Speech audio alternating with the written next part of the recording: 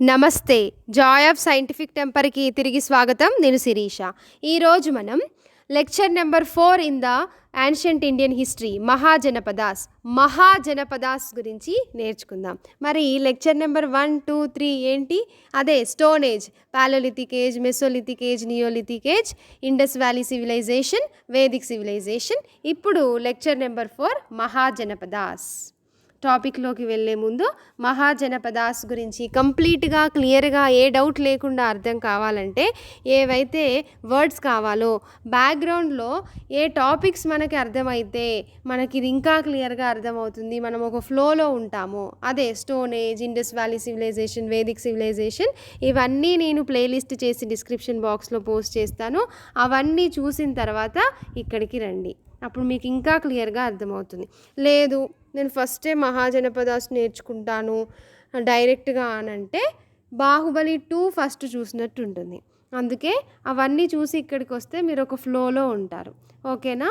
చాలామంది అన్నారు 50 minutes 1 hour video చేస్తే బోర్ వస్తుంది, కొంచెం పార్ట్స్గా డివైడ్ చేయండి అని చెప్పారు. అందుకే నేను ఈ మహాజనపదాస్ అనే టాపిక్ని 3 పార్ట్స్గా డివైడ్ చేశాను. పార్ట్ 1లోనేమో మనము 16 మహాజనపదాస్ గురించి నేర్చుకుంటాం. పార్ట్ 2లో మగధ ఎంపైర్, మగధ సామ్రాజ్యం గురించి నేర్చుకుంటాం. పార్ట్ 3లో గ్రీక్ అండ్ పర్షియన్ ఇన్వెన్షన్స్ గురించి నేర్చుకుంటాం. ఇప్పుడు మనం పార్ట్ 1 నేర్చుకుంటున్నాం. Okay, let's have a quick recap.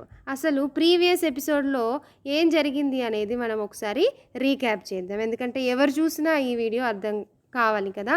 ఇది ఒక 3-4 మినిట్స్ 5 మినిట్స్ వరకు మనం రివిజన్ ఉంటుందేమో. ఒకవేళ మీరు ముందే ప్లేలిస్ట్ చూస్తే యూ కెన్ మీరు స్కిప్ చేయొచ్చు. నేను అది కూడా కింద డిస్క్రిప్షన్ బాక్స్లో పోస్ట్ చేస్తాను, ఎక్కడి నుండి యాక్చువల్ టాపిక్ స్టార్ట్ అవుద్దని. అయితే రీక్యాప్లో ఎక్కడ స్టార్ట్ అయింది? స్టోన్ ఏజ్, రాతి యుగంలో స్టార్ట్ అయింది. మనిషి ఆదిమానవుని కాలంలో ఎలా జీవించేవాడు? అడవుల్లో జంతువు ఎలాగైతే జీవించేదో సేమ్ అలాగే జీవించేవారు. ఆకలేసినప్పుడు వేటాడి తిని నిద్ర వచ్చినప్పుడు పడుకునేది. అలా సంవత్సరాలు గడుస్తూ ఉంటే ఏమైంది? రాళ్ళ యొక్క ఉపయోగాన్ని తెలుసుకొని వాటిని ఆయుధాలుగా మలుచుకొని వేటాడడం మొదలుపెట్టాడు. నిప్పును కనుక్కున్నాడు. అలా సంచరిస్తూ వేటాడుతూ బ్రతికేవాడు. ఆ తర్వాత ఆది మానవుడి స్టేజ్ నుంచి ఆధునిక మానవుడి స్టేజ్కి వచ్చిన తర్వాత సంచరిస్తూ వేటాడుతూ ఆహారం సంపాదించుకునే జీవన విధానం నుండి ఒక దగ్గర పర్మనెంట్గా సెటిల్ అవ్వడం స్టార్ట్ చేశాడు. అలా ఒక 4 డిఫరెంట్ ఐసోలేటెడ్ ప్లేసెస్కి వెళ్ళి సెటిల్ అయ్యారు. ఒక గ్రూప్ ఆఫ్ పీపుల్ ఒక సైడ్కి వెళ్ళారు, ఇంకొక గ్రూప్ ఆఫ్ పీపుల్ ఇంకొక సైడ్కి వెళ్ళారు. అలా 4 డిఫరెంట్ ఐసోలేటెడ్ ప్లేస్కి వెళ్ళి గ్రూప్ ఆఫ్ పీపుల్ సెటిల్ అయ్యారు. అలా కొంతమంది ప్రజెంట్ ఉన్న ఈజిప్ట్ సైడ్కి, ప్రజెంట్ ఉన్న చైనా సైడ్కి కొంతమంది, ఇరాక్కి కొంతమంది అలా వెళ్ళారు. కొంతమంది సౌత్ ఏషియాకి వచ్చి సెటిల్ అవ్వడం స్టార్ట్ చేశారు. సౌత్ ఏషియాలో ఇండియా ఉంది కాబట్టి, ఇండియాలో మనం ఉన్నాం కాబట్టి ఇండస్ వ్యాలీ సివిలైజేషన్, సౌత్ ఏషియాలో ఏ సివిలైజేషన్ స్టార్ట్ అయింది? ఇండస్ వ్యాలీ సివిలైజేషన్ స్టార్ట్ అయింది. మనము ఇండస్ వ్యాలీ సివిలైజేషన్ నేర్చుకుంటాం. సింధు నది తీరాన ఒక గ్రూప్ ఆఫ్ పీపుల్ సెటిల్ అయ్యారు. ఈ గ్రూప్ ఆఫ్ పీపుల్ కొన్ని కమ్యూనిటీస్గా ఫామ్ అయ్యాయి. కమ్యూనిటీస్ విలేజెస్గా, విలేజెస్ టౌన్స్గా, టౌన్స్ సిటీస్గా ఫామ్ అయ్యాయి. సిటీస్గా ఫామ్ అయ్యాయి అని అంటే బిగినింగ్ ఆఫ్ సిటీ లైఫ్, దాన్నే సివిలైజేషన్ అని అంటారు. వీళ్ళు వ్యాపారం చేసుకున్నారు, వీళ్ళు అగ్రికల్చర్ చేశారు, వీళ్ళకంటూ ఒక మతం ఉంది, వీళ్ళకంటూ ఒక రక్షణ వ్యవస్థ, చట్టము, సాంప్రదాయము, సంస్కృతి ఉంది. ఇలా ఒక వెల్ ఎస్టాబ్లిష్డ్ సొసైటీ ఫామ్ అవ్వటాన్నే సివిలైజేషన్ అని అంటారు. ఈ ఇండస్ వ్యాలీ సివిలైజేషన్ని 3 ఫేసెస్గా డివైడ్ చేశారు. ఫస్ట్ ఫేజ్లో వీళ్ళు ఒక సెటిల్ అయ్యి ఒక సిటీస్గా అలా ఫామ్ అయ్యాయి. మిడిల్ హరప్పన్ ఫేజ్, దీన్ని హరప్పన్ సివిలైజేషన్ అని కూడా అంటారు కదా. సిటీస్, మేజర్ సిటీస్ ఏంటి ఇండస్ వ్యాలీ సివిలైజేషన్లో? హరప్ప అండ్ మొహంజదారో. అయితే ఈ early Harappan phase, middle Harappan phase, late Harappan phase, 3 phases ఉన్నాయి. మిడిల్ హరప్పన్ ఫేజ్కి వచ్చేసరికి వీళ్ళ డెవలప్మెంట్ సివిలైజేషన్ పీక్ స్టేజెస్కి వెళ్ళి, లేట్ హరప్పన్ ఫేజ్కి వచ్చేసరికి వీళ్ళ సివిలైజేషన్ మొత్తం పతనం అయ్యాయి, సిటీస్ మొత్తం కొలాప్స్ అయ్యాయి.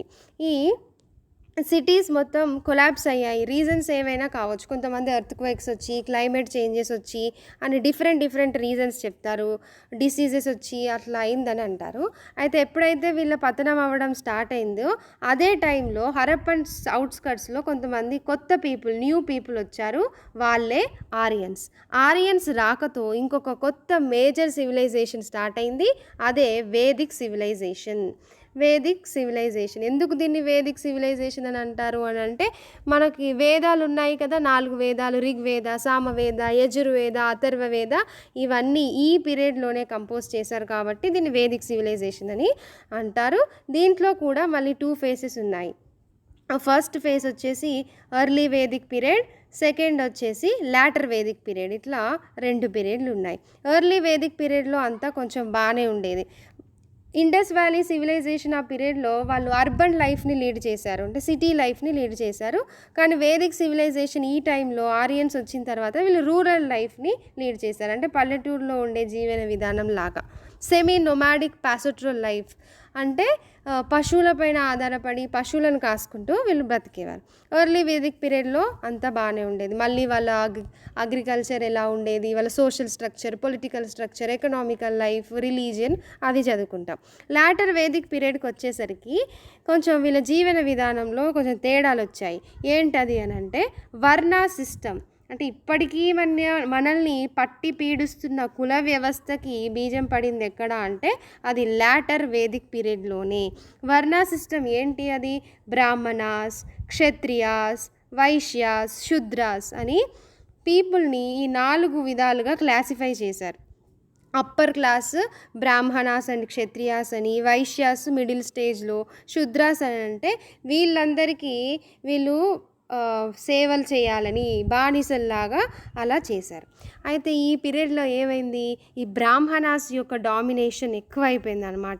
ఈ క్షత్రియాస్కేమో వాళ్ళకి ఏకచక్రాధిపత్యం, మొత్తం అన్నిటికీ నేనే రాజు ఉండాలి అన్న పిచ్చి వీళ్ళకి. బ్రాహ్మణాస్కి మరేంటో మేమే హయ్యెస్ట్, అందరికన్నా వీళ్ళు మాకన్నా తక్కువగా అని చెప్పి వీళ్ళ డామినేషన్ ఎక్కువగా ఉండేది. వీళ్ళకేమో వీళ్ళ వీక్నెస్ని వీళ్ళు క్యాచ్ చేశారు బ్రాహ్మణాస్. వీళ్ళకేమో మొత్తం అన్నిటికీ నేనే రాజు ఉండాలి అని చెప్తే, అట్లా కావాలంటే ఏం చేయాలంటే మీరు ఈ యాగం చేయండి, ఈ పూజ చేయండి, ఈ జంతువులను బలివ్వండి, ఇలాంటి పూజలు చేయండి అని వీళ్ళకి చెప్పేది. అలా వీళ్ళ రిచువల్స్, వీళ్ళ రైట్స్, వీళ్ళ సూపర్స్టిషన్స్, మూఢనమ్మకాలు ఎక్కువయ్యాయి. శూద్రాస్ని అణిచివేయటం ఇవన్నీ జరిగాయి. వీటన్నిటిని తట్టుకోలేక ఏంటి సాక్రిఫైజెస్ లైక్ అశ్వమేధ యాగం అంటే గుర్రాన్ని పంపించేసి అది ఎక్కడికి వెళ్తే అక్కడి వరకు అది రాజుదే, మళ్ళీ దాన్ని తీసుకొచ్చి మంటల్లో వేయటం, ఇలాంటివన్నీ ఏంటి నాన్సెన్స్ లాగా లేవా? సో ఇవన్నీ చూసి భరించలేక 2 కొత్త మతాలు వచ్చాయి. అవి ఏంటి అంటే బౌద్ధ మతము, జైన మతము, బుద్ధిజం అండ్ జైనిజం. ఇది మన next topic. Point to be noted and stressed, దీన్ని పాయింట్ నోట్ చేసుకోండి. ఈ సాక్రిఫైజెస్కి, ఈ వీళ్ళ సూపర్స్టిషన్స్, ఈ బ్రాహ్మణాస్ డామినేషన్కి వ్యతిరేకంగా బుద్ధిజం అండ్ జైనిజం అనే 2 కొత్త మతాలు ఆవిర్భవించాయి. Emergence of Buddhism and Jainism మన నెక్స్ట్ టాపిక్. ఇది పక్కకు పెట్టండి. ఓకే, అయితే వీళ్ళ పొలిటికల్ స్ట్రక్చర్ ఎలా ఉంది లాటర్ వేదిక్ పీరియడ్లో? ఈ వేదిక్స్ పీరియడ్లో వీళ్ళ పొలిటికల్ స్ట్రక్చర్ ఎలా ఉంది అంటే మహాజనపదాస్ అనే దగ్గరికి మనం ఎలా వచ్చాము అని అంటే, వీళ్ళ పొలిటికల్ స్ట్రక్చర్ ఏంటంటే ఫస్ట్ ఫ్యామిలీ, అంటే ఒక 2 ఉన్నారు, వాళ్ళు పెళ్లి చేసుకున్నారు, వాళ్ళకి పిల్లలు పుట్టారు, ఒక 4 కలిస్తే ఒక ఫ్యామిలీ అయింది. ఇలా 4 ఫ్యామిలీలు కలిస్తే ఒక విలేజ్ అయింది. ఓకేనా? 10 విలేజ్లు కలిస్తే ఒక విష్ ఆర్ క్లాన్ అని అంటారు, ఒక క్లాన్ ఫామ్ అయింది. నెక్స్ట్ 4 విస్లు కలిస్తే ఒక జన అయింది ఆర్ ట్రైబ్. 4 జనాలు కలిసాయి, 2-3 జనాస్ ఆర్ అమాల్గమేటెడ్ టు ఫామ్ జనపదాస్గా ఫామ్ అయ్యాయి. 4-5 జనపదాస్ కలిసి మహాజనపదాస్గా ఫామ్ అయ్యాయి.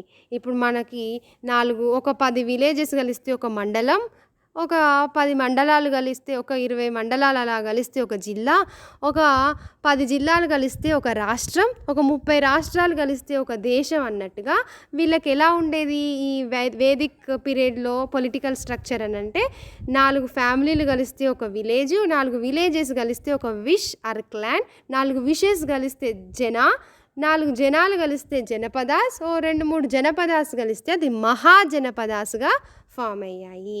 ఈ మహాజనపదాస్ ఎప్పుడైతే ఫామ్ అయ్యాయో, ఈ లాటర్ వేదిక్ పీరియడ్లో ఈ సాక్రిఫైజెస్ ఇవన్నీ జరిగాయో, ఇదే టైంలో బుద్ధిజం, జైనిజం అనే ఈ 2 కొత్త మతాలు ఆవిర్భవించాయి. అది మనం నెక్స్ట్ వీడియోస్ చేద్దాం. ఇప్పుడు మనకు మహాజనపదాస్ ఎలా ఫామ్ అయ్యాయో, అక్కడికి ఎలా వచ్చామో అర్థమైంది కదా.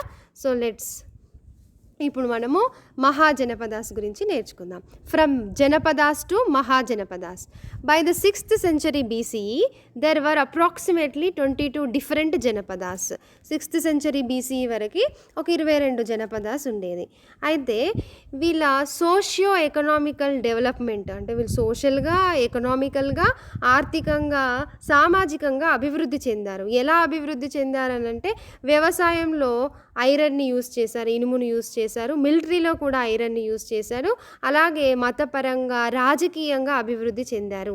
ఇలా రాజకీయంగా, సామాజికంగా, ఆర్థికంగా, మతపరంగా అభివృద్ధి చెందడం ద్వారా వీళ్ళు ఒక మహాజనపదాస్గా ఫామ్ అయ్యారు. ఎలా ఫామ్ అయ్యారంటే 2-3 జనపదాస్ కలిసి, 2-3 కింగ్డమ్స్ కలిసి, చిన్న చిన్న కింగ్డమ్స్ కలిసి ఒక మహాజనపదాస్గా ఫామ్ అయ్యాయి. మహాజనపదాస్ అంటే గ్రేట్ కింగ్డమ్ అని అర్థం. This represent a transition from semi-nomadic tribes to an agrarian-based society with a vast network of trade and highly organized political structure. వీళ్ళు ఎలా ఉండేది లాటర్ వేదిక్ పీరియడ్లో, వేదిక్ సివిలైజేషన్ ఆ పీరియడ్లో సెమీ నొమాడిక్ ట్రైబ్స్ అనమాట. Nomadic ట్రైబ్సే వీళ్ళు. కానీ ఇక్కడికి వచ్చేసరికి వీళ్ళు పూర్తిగా అగ్రికల్చర్ పైన డిపెండ్ అవ్వడం స్టార్ట్ అయింది. వీళ్ళకి వ్యాపారం చేశారు. ఒక highly organized political structure form అయింది. మహాజనపదాస్ ఎక్కడెక్కడ లొకేట్ అయ్యి ఉన్నాయంటే డిఫరెంట్ జియోగ్రఫికల్ జోన్స్లో లొకేట్ అయ్యి ఉన్నాయి. There were 16 Mahajanapadas. ఎన్ని మహాజనపదాస్ ఉన్నాయి? 16 మహాజనపదాస్ ఉన్నాయి. ఎప్పటి నుంచి ఎప్పటి వరకు ఇవి ఉన్నాయి అంటే 600 before common era to 300 before common era in Indian sub కాంటినెంట్లో, భారత ఉపఖండంలో 16 మహాజనపదాస్ ఉన్నాయి. ఇదే పీరియడ్లో వాళ్ళ పొలిటికల్ సెంటర్ వెస్ట్ నుంచి, ఇండో గంగాటిక్ ప్లెయిన్ వెస్ట్ నుంచి ఈస్టర్న్ సైడ్కి వీళ్ళు వెళ్ళారు. ఇండో గంగాటిక్ ప్లెయిన్స్ యొక్క ఈస్టర్న్ సైడ్కి వెళ్ళారు. ఎందుకు వీళ్ళు ఈస్టర్న్ సైడ్కి వెళ్ళారనంటే అక్కడ ల్యాండ్స్ చాలా బెటర్ ఫెర్టిలిటీ, అంటే సారవంతమైన భూములు అక్కడ ఉన్నాయి, అక్కడ వాతావరణం బాగుంది, అక్కడ టోపోగ్రఫీ, అక్కడ స్థలాకృతి మంచిగా ఉంది, అక్కడ స్థలాకృతి వల్ల వాళ్ళకి వర్షాలు బాగా వచ్చాయి, రివర్స్ బాగా ఉన్నాయి, కాబట్టి అక్కడికి వెళ్తే ఇంకా ఎక్కువ అభివృద్ధి చెందొచ్చు అన్నట్టుగా వీళ్ళ పొలిటికల్ సెంటర్ అనేది west of the Indo Gangetic plains నుంచి ఈస్టర్న్ సైడ్కి వెళ్ళింది. The 6th century BCE is also known as the era of second urbanization. దీన్ని నోట్ చేయండి. దీన్ని సెకండ్ అర్బనైజేషన్ అని కూడా అంటారంట మహాజనపదాస్ని. అవునా? మరి ఫస్ట్ అర్బనైజేషన్ ఏంటి? అదే ఇండస్ వ్యాలీ సివిలైజేషన్లో, సింధులోయ నాగరికతలో వాళ్ళు ఎలాంటి లైఫ్ ఉంది? అర్బన్ లైఫ్ కదా వాళ్ళది, సిటీ లైఫ్. మళ్ళీ తర్వాత వేదిక్ సివిలైజేషన్ ఆ పీరియడ్లోకి వచ్చేసరికి రూరల్ లైఫ్, పల్లెటూరు లాగా జీవించారు. మళ్ళీ మహాజనపదాస్ ఫామ్ అయిన తర్వాత మళ్ళీ సిటీ లైఫ్ బిగినింగ్ అయింది. అందుకే దీన్ని second urbanization in the Indian subcontinent అని అంటారు. After the decline of the Harappan towns urban centre now emerge again after a gap of more than 1000 years. కొన్ని వేల సంవత్సరాల తర్వాత మళ్ళీ అర్బనైజేషన్ ఫామ్ అయింది. హరప్పన్ టౌన్స్ పతనమైన తర్వాత, డిక్లైన్ అయిన తర్వాత. కానీ మరి డిఫరెన్స్ ఏంటి అని అంటే అప్పుడు అర్బనైజేషన్ ఎక్కడ ఫామ్ అయింది అని అంటే ఇండస్ ప్లేన్లో, సింధు నది పక్కన స్టార్ట్ అయింది. కానీ ఇక్కడ మిడిల్ గంగా బేసిన్. బేసిన్ అంటే ఏంటి? బేసిన్ అంటే పరివాహక ప్రాంతం. మిడిల్ గంగా, మధ్య గంగా నది పరివాహక ప్రాంతంలో ఇప్పుడు మహాజనపదాస్ పీరియడ్లో మళ్ళీ అర్బనైజేషన్ ఫామ్ అయింది. Okay. More than 60 towns and cities such as Pataliputra, Rajagriha, Saraswati, Varanasi, Vaishali, Champa, Kaushambi and Ujjayini developed between 600 and 300 BCE. ఈ 600 అండ్ 300 BCE బిఫోర్ కామన్ ఎరా వరకు ఒక 60 టౌన్స్ అండ్ సిటీస్కి పైగా ఆవిర్భవించాయి. అవి వారణాసి, పాటలీపుత్ర అంటే పాట్నా, వారణాసి అంటే మనకు తెలుసు మన ప్రధానమంత్రి గారిది ఇప్పుడు ఉన్నది, వైశాలి, చంపా, కౌశాంబి, ఉజ్జయిని, ఇలాంటివన్నీ 600 అండ్ 300 BCE మధ్యలో వచ్చింది. This cities became a centre for craft production and trade and were inhabited by artisans and merchants. ఇవి క్రాఫ్ట్ అంటే కళకి ఆర్టిఫాక్ట్స్ ఇవన్నీ ఉంటాయి కదా, వీటన్నిటికీ బాగా ఉత్పత్తి చేశారు. వ్యాపారం కూడా బాగుంది కాబట్టి ఈ సిటీస్ అందరిలో వ్యాపారాలు, కళాకారులు ఎక్కువగా ఉండేది. డెవలప్మెంట్ ఆఫ్ ట్రేడ్, వ్యాపారం బాగా అభివృద్ధి చెందింది. ఇంకా చాలా బార్టర్ సిస్టమ్ ఉండేది. ఇండస్ వ్యాలీ సివిలైజేషన్ అంటే వస్తు మార్పిడి ఉండేది. ఇక్కడికి వచ్చేసరికి కాయిన్స్ వచ్చాయి. మరి అవి ఏం కాయిన్స్ అంటే punched marked coins. Punched marked coins అంటే ఏంటి అంటే ఈ కాయిన్స్ పైన క్రెసెంట్ అంటే చందమామ, సగం ఉంటారు కదా చందమామ, చంద్రవంక, తర్వాత చేపలు, చెట్లు, హిల్స్, గుట్టలు, అవన్నీ ఈ కాయిన్స్ పైన పంచ్ చేసి ఉన్నాయి, అంటే అచ్చు వేసి ఉన్నాయి. అలాంటి కాయిన్స్ని వీళ్ళు వ్యాపారంలో యూజ్ చేసేవారు. అయితే ఈ లాటర్ వేదిక్ పీరియడ్లో ఏమనుకున్నాం, సోషియో ఎకనామిక్ ఇన్ఈక్వాలిటీ వచ్చేసిందని అనుకున్నాం కదా, ఉంది అనుకున్నాం కదా, అంటే వర్ణ సిస్టమ్ వచ్చింది, బ్రాహ్మణాస్ పెద్ద, శూద్రాలు తక్కువ, అట్లాంటి socio economic inequality, social conflicts అనేవి ఈ మహాజనపదాస్లో కూడా కంటిన్యూ అయ్యాయి. ఓకే, మరి వీళ్ళ పొలిటికల్ స్ట్రక్చర్ ఏంటో ఇప్పుడు చూద్దాం. మోస్ట్ ఆఫ్ ద సిటీస్ వర్ మోనార్కియల్. వీళ్ళ సిటీస్ చాలా వరకు మోనార్కియల్ అని అంటే ఒకటే రాజు ఉండేవారు, ఆయన ఏది చెప్తే అదే. కానీ తర్వాత కొన్ని అవి రిపబ్లిక్స్గా ఫామ్ అయ్యాయి. రిపబ్లిక్స్గా అంటే ఏంటంటే ఇక్కడ ఒక్కరు చెప్పినట్టు నడవదు. ప్రజలు ఎన్నుకున్న కొంతమంది పెద్ద మనుషులు కలిసి, ఒక గ్రూప్ ఆఫ్ పీపుల్ కలిసి ఆ రాజ్యాన్ని, ఆ కింగ్డమ్ని పరిపాలిస్తే దాన్ని రిపబ్లిక్ అని అంటారు. వీళ్ళ భాషలో దాన్ని గణసంఘాస్ అని అంటారంట రిపబ్లిక్స్ని. Had and oligarchical system of governance. Oligarchical ఒక గ్రూప్ ఆఫ్ పీపుల్ కలిసి ఆ కింగ్డమ్ని పరిపాలించేవారు అనమాట. మోనార్కియల్ నుంచి ఓలిగార్కియల్కి వీళ్ళు షిఫ్ట్ అయ్యారు. కొన్ని స్టేట్స్ మాత్రం ఇక్కడ ఎలా ఉండేది అడ్మినిస్ట్రేషన్ అనేది మోనార్కీస్కి, ఓలిగార్కియల్స్కి ఉంది. కొంతమంది ఇంపార్టెంట్ ఫ్యామిలీస్, క్లాన్స్ నుంచి కొంతమంది పెద్ద మనుషులు వచ్చి వాళ్ళు రూల్ చేసేది. The founder of Jainism and Buddhism. అయితే మనం ఏమనుకున్నాము, లాటర్ వేదిక్ పీరియడ్లో వాళ్ళ పిచ్చి ఏంటిది, బలులు, సాక్రిఫైజెస్, రైట్స్, రిచువల్స్, సూపర్ స్టిషన్స్ని భరించలేక కొత్త 2 మతాలు వచ్చాయి, జైనిజం, బుద్ధిజం అని ఇప్పుడే నేర్చుకున్నాం కదా. అయితే ఈ జైనిజం, బుద్ధిజం ఎక్కడి నుంచి వచ్చాయి అని అంటే మహాజనపదాస్లోని రిపబ్లికన్ స్టేట్స్ నుంచి వచ్చారు. వాళ్ళు ఇది ఎవరైతే ఫౌండ్ చేశారో గౌతమ బుద్ధ, వీళ్ళందరూ రిపబ్లికన్ స్టేట్స్ నుంచి వచ్చారు. వీళ్ళు క్షత్రియాస్ నుంచే వచ్చారు, అంటే రాజుల ఫ్యామిలీస్ నుంచే వచ్చారు. ఎందుకంటే అందరూ ఒకేలా ఉండరు కదా మహానుభావులు, వీళ్ళకి నచ్చలేదు వాళ్ళ సాక్రిఫైజెస్ అవన్నీ. సో ప్రతి జనపదాస్కి ఒక క్యాపిటల్ సిటీ ఉంది, రాజధాని ఉంది. అన్ని జనపదాస్కిలో ఉన్న రాజధానులకి కోటలు ఉన్నాయి, ఎందుకంటే వాళ్ళ కింగ్స్కి ప్రొటెక్షన్ కావాలి కదా. ఆర్మీస్ ఉన్నాయి, రెగ్యులర్ ఆర్మీస్ కూడా ఉన్నాయి. వాళ్ళు ట్యాక్సెస్ని కూడా, పన్నులు కూడా వసూలు చేశారు. దాన్ని భాగా ఆర్ షేర్ అని అంటారంట. క్రాఫ్ట్ మ్యాన్, కళాకారులని, తర్వాత పశువులను కాసుకునే వారిని, వేటగాళ్ళని, వ్యాపారులను అందరికీ పన్నేశారు, ట్యాక్స్ వసూలు చేశారు వాళ్ళందరి దగ్గర నుంచి. మరి అగ్రికల్చర్స్లో అప్పటికిప్పటికి ఏం చేంజెస్ వచ్చాయి అని అంటే ఐరన్ ప్లఫ్ షేర్స్ని, ఇనుమతో తయారు చేసిన నాగళ్ళను యూజ్ చేశారు కాబట్టి ప్రొడక్షన్ ఇంక్రీజ్ అయింది. తర్వాత ప్యాడీని, రైస్ని పండించారు. తర్వాత ప్రొడక్షన్ కూడా ఇంక్రీజ్ అయింది. డిఫరెంట్ వెరైటీస్ ఆఫ్ మ్యానిఫోల్డ్ అంటే ఏంటి, వివిధ రకాలైన పంటలని పండించారు. Okay, also this region was closer to iron ప్రొడక్షన్కి దగ్గరగా ఉండేది.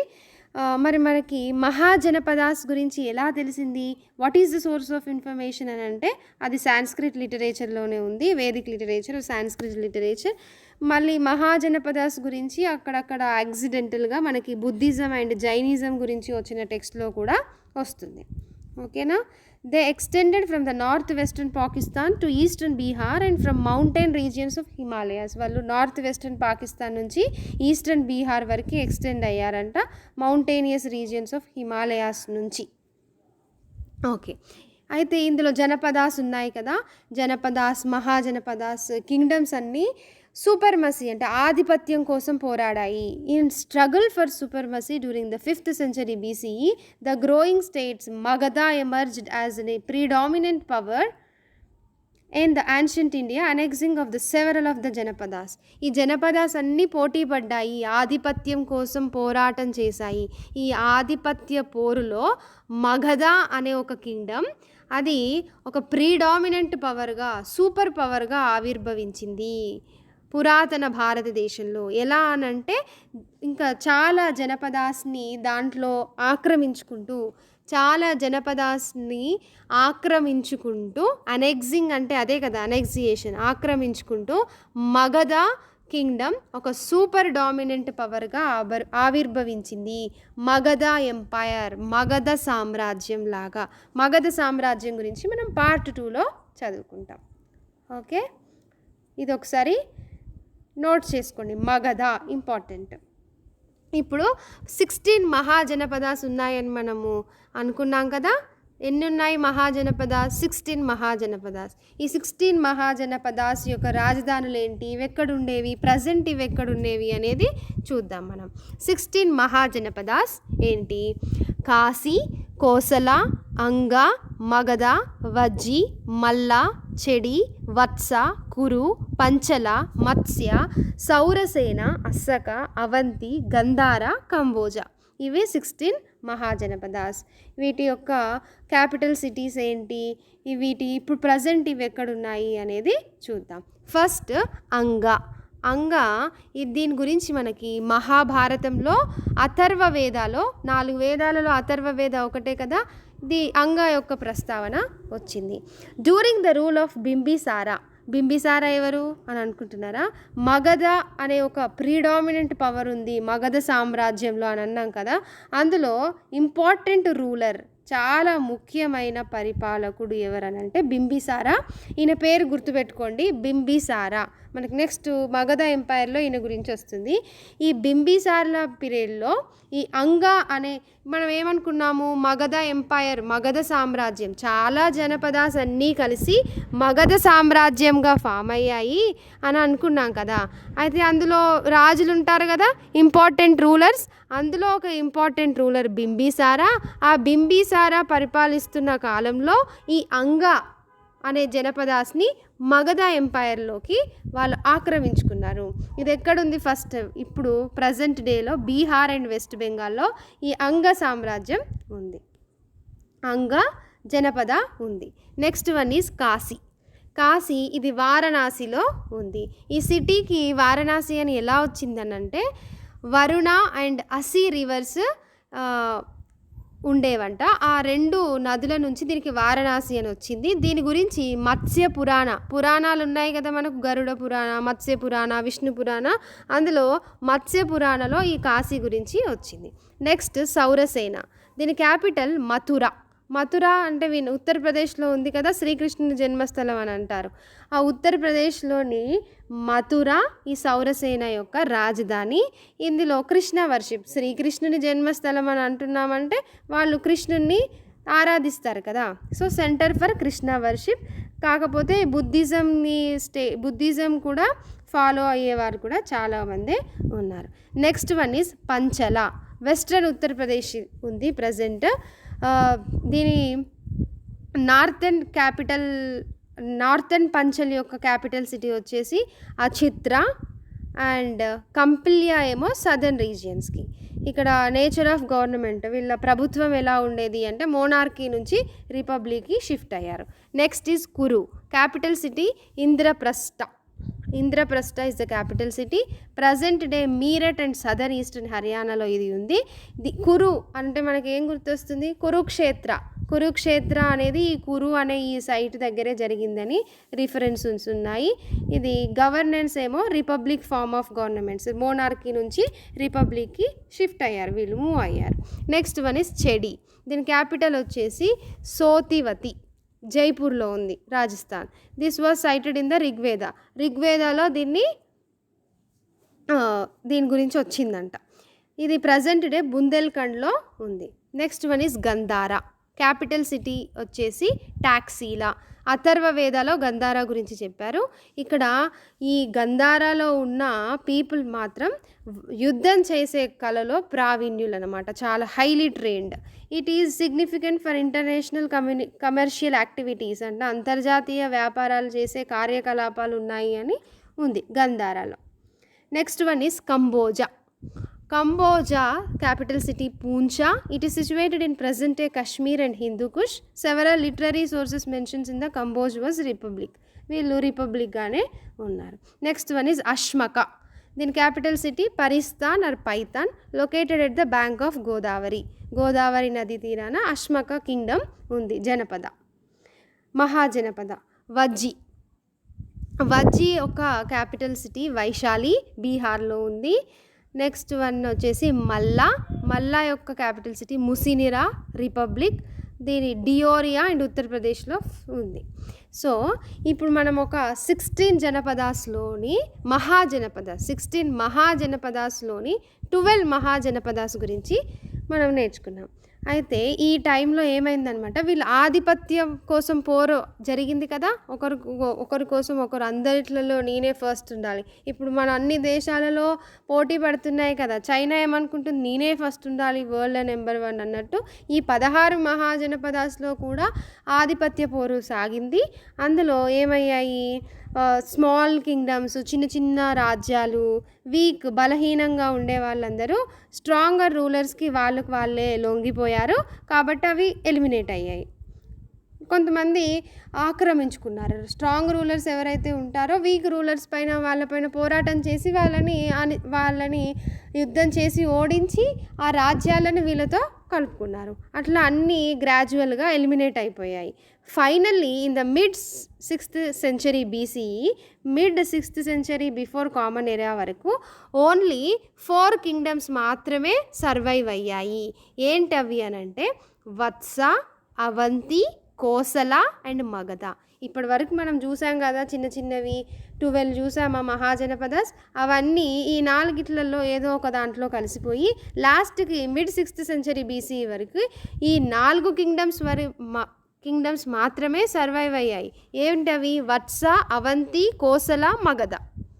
ఇప్పుడు మనము ఈ 4 మహాజనపదాస్ గురించి చూద్దాం. అయితే ఈ 4 మహాజనపదాస్ అనేవి వింధ్యా పర్వతాలకి నార్త్కి ఇంకా బీహార్కి మధ్యలో ఇవి ఉండేదంట, north west frontier of the sub continent. ఇప్పుడు వత్స గురించి చూద్దాం. The Vatsa kingdom was situated on the banks of the river Yamuna తీరాన ఈ వత్స కింగ్డమ్ ఉంది. క్యాపిటల్ సిటీ వచ్చేసి కౌసంబి, నియర్ మోడ్రన్ అలహాబాద్, ఇప్పుడున్న అలహాబాద్ దగ్గర ఉంటుంది. దీని పాపులర్ రూలర్ ఎవరంటే ఉదయాన. ఈయన పొజిషన్ని ఎలా స్ట్రెంథన్ చేసుకున్నాడు, ఈ 16 మహాజనపదాస్ మధ్య సాగిన ఆధిపత్య పోరులో ఈ వత్స యొక్క ఇంపార్టెంట్ పాపులర్ రూలర్ ఉదయాన ఆయన పొజిషన్ని ఎలా స్ట్రెంథన్ చేసుకున్నాడు అనంటే బై మ్యాట్రిమోనియల్ అలియన్సెస్ అంటే ఏంటి అనంటే, ఈ రాజు వేరే రాజ్యంలో ఉన్న ప్రిన్సెస్ ఉంటారు కదా, రాజకుమార్తెలను పెళ్లి చేసుకుంటే కట్నంగా వాళ్ళు ఇస్తారు కదా, అట్లా వాళ్ళ రాజ్యాలను వీళ్ళ రాజ్యాలతో కలుపుకొని ఈయన పొజిషన్ని స్ట్రాంగ్ చేసుకున్నాడు. అట్లా మ్యాట్రిమోనియల్ అలియన్సెస్ ఎవరెవరితో చేసుకున్నాడంటే అవంతి వాళ్ళతో, మగధ వాళ్ళతో. ఈయన చనిపోయిన తర్వాత Vatsa was annexed to the Avanti kingdom. 4 మాత్రమే సర్వైవ్ అయ్యాయి కదా. ఈ ఉదయాన చనిపోయిన తర్వాత ఈ వత్స అవంతి కింగ్డమ్తో కలిసిపోయింది. ఓకేనా. Next one is Avanti. Okay, మరి వత్స అవంతిలో కలిసిపోయింది. మరి అవంతి గురించి ఇప్పుడు చదువుదాం. అవంతి క్యాపిటల్ సిటీ వచ్చేసి ఉజ్జయిని. ఈయన మోస్ట్ ఇంపార్టెంట్ రూలర్ ఎవరు? ప్రధోయత. అవంతిలో మోస్ట్ ఇంపార్టెంట్ రూలర్ ఎవరంటే ప్రధోయత. ఈయన ఎలా పాపులర్ అయ్యాడు, పవర్ఫుల్ అయ్యాడు, ఎలా శక్తివంతంగా అయ్యాడు అని అంటే వాసవదత్త ద డాటర్ ఆఫ్ ఉదయాన, ఉదయాన యొక్క డాటర్ వాసవదత్తని పెళ్లి చేసుకోవడం ద్వారా ఈయన పాపులర్ అయ్యాడు. He patronised Buddhism. The successor of Pradyota were weakened and later his kingdom was taken over by the ruler of Magadha. ఇప్పుడు ఈ వత్స ఉందా, వత్స యొక్క రూలర్, ఇంపార్టెంట్ రూలర్ ఎవరు? ఉదయాన. ఉదయాన యొక్క డాటర్ని అవంతి యొక్క రూలర్ ప్రధోయత పెళ్లి చేసుకొని ఆయన ఈ వత్సాని అవంతిలోకి కలిపేసుకున్నాడు. ఆ తర్వాత ఏమైంది? ఈ ప్రధోయత తర్వాత వచ్చిన సక్సెసర్స్, అంటే ఈ సక్సెసర్ ప్రధోయత తర్వాత మళ్ళీ రూలర్స్ వచ్చిన ఈయన కొడుకులు, వాళ్ళు చాలా వీక్ అయిపోయారు. అప్పుడు ఈ కింగ్డమ్ని రూలర్ ఆఫ్ మగధ తీసేసుకున్నారు. అంటే ఇప్పుడు వత్స అవంతిలో జాయిన్ అయింది, అవంతి వెళ్ళి మగధలో జాయిన్ అయింది. నెక్స్ట్ వచ్చేసి Kosala. Ayodhya the capital of Kosala. Kosala యొక్క capital city Ayodhya. King Prasenajit was its famous ruler. Prasenajit famous ruler. ఈయన చాలా విద్యావంతుడు. ఈయన కూడా ఆయన పొజిషన్ని ఎలా స్ట్రెంథన్ చేసుకున్నాడంటే by matrimonial alliances with Magadha. మగధలో ఉన్న వాళ్ళ ప్రిన్సెస్ని పెళ్లి చేసి ఆయన పొజిషన్ని స్ట్రాంగ్ చేసుకున్నాడు. బింబిసార ఇంపార్టెంట్ మగధ రూలర్ అని చెప్పుకున్నాం కదా, ఈ బింబిసార యొక్క సిస్టర్ని మ్యారేజ్ చేసుకున్నాడు. కాబట్టి ఈ కోసలాకి కాశీని కట్నంగా ఇచ్చారు. ఈయన చనిపోయిన తర్వాత కోసలాన్ని తీసుకెళ్ళి మగధలో కలిపేశారు. ఇప్పుడు ఏమైంది?